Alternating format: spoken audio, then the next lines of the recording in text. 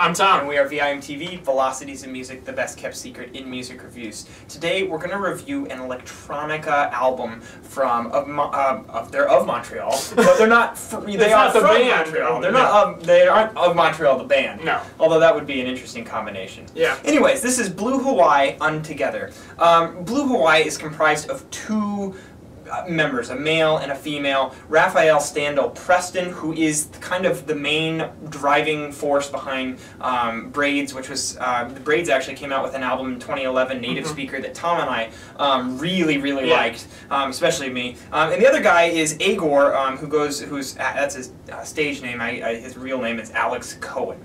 Now, Raphaelle, being the vocalist of both Braids and Blue Hawaii, she has a very unique voice. It's very atmospheric. It's kind of high and soft overall. But there was moments in Braids on Native Speaker where it got like really loud at times. And she was the dynamic force. She was the dynamic force of those kind of more obscure abstract tracks, and honestly, like, to me, she was one of the strengths of why Native Speaker was such a good album. Yeah. So I was really interested when we dove into this album to see what it was how that element was gonna work on Untogether, because this is a different take. This is more electronic based. And the first thing that you hear is just you're washed away in this like foggy, cool mood it's icy almost in its feel. It's like, to me, it's like what you'd experience in like early winter in like December, if it's all snowy and there's fog everywhere, everything's super wet. Like, this is the perfect album for that sort of environment, and really that's a testament to how they're constructing the electronic melodies, the beats, how the vocals are presented, which is different than Braids. It's a little bit softer. You don't get the really emotional, dynamically intense high points that you do on Native Speaker. On this album, where it's much more subdued, atmospheric, reverb, and a lot of that has to do with a lot of the production. Tom, what was your take on the sound of Untogether? Well, I'm going to jump into the production, kind of where you left off there.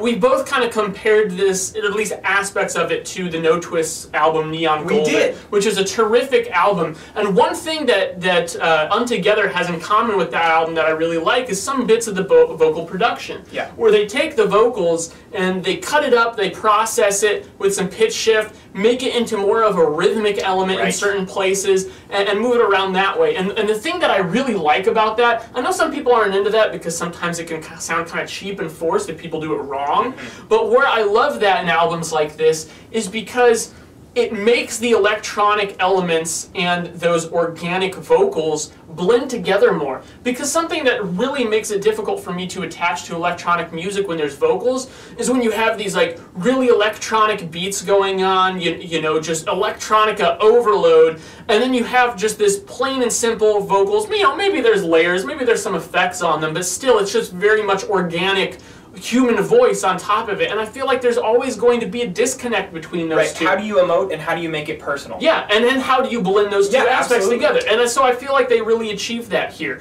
The vocals, when they just kind of get sucked into that electronic element, really makes the album come together as a whole. On top of that, another thing I want to talk about regarding the vocals is there's just this great continuity and consistency in how they're presented in that kind of softer register. As you mentioned, we know that she can really belt it, but I don't think that really would have fit here. And it really helps to kind of create a character, a persona throughout this album and how that's presented. And that was something that for me made it a lot easier to get through this album and get behind it.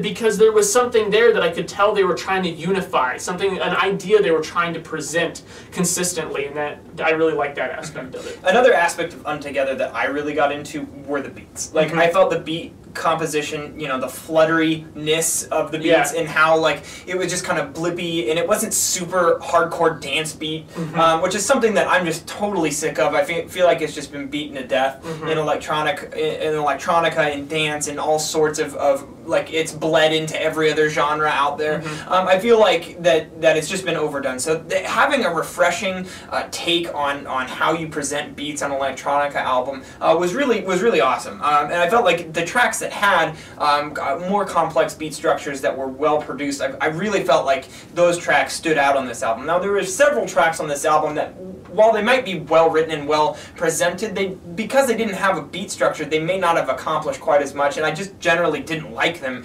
as much. Those tracks to me would be like track 5, Sweet Tooth. I felt like tracks 7 and 8, while not bad tracks, Yours to Keep and Daisy both kind of suffered because they didn't have those driving beats. And then also the closing track, The Other Day, I felt like could have been stronger had you had more of a beat presence on that song. I just felt like more could have been done to present those songs, and it just kind of made a slight disparity between the tracks that really stuck out to me as being like the stronger tracks on this album. Really, the first 4 tracks, specifically tracks 3 and 4, which are brother-sister tracks, Into and Into 2, were highlights, and then track 6, Sierra Lift, another really good track.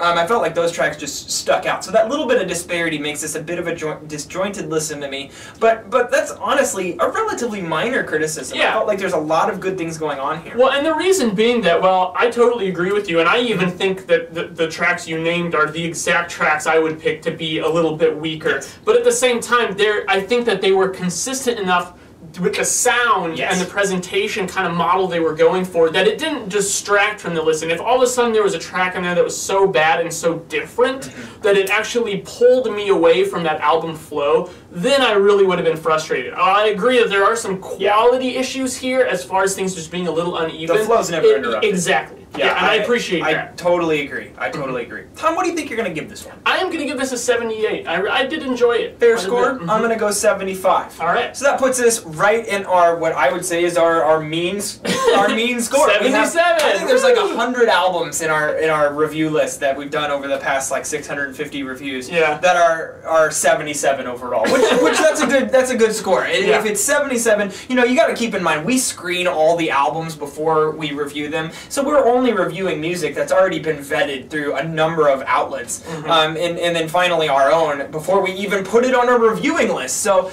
usually if it's 77, it's a good album and you guys should definitely check it out. Please do, and leave us a comment at www.velocitiesinmusic.com or youtube.com/velocitiesinmusic. As always, follow us on Twitter, like us on Facebook, and let us know what albums from 2013 you've been into lately and like to see us review.